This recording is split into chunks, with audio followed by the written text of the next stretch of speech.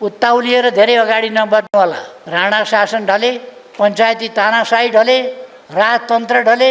यो अराजक तन्त्र कति समयको पाहुना हो, लामो समय चल्न सक्दैन।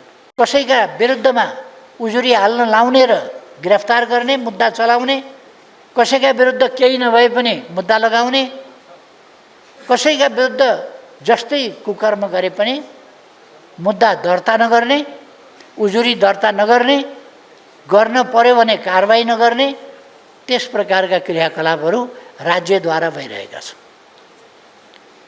यो लुकेको कुरा होइन।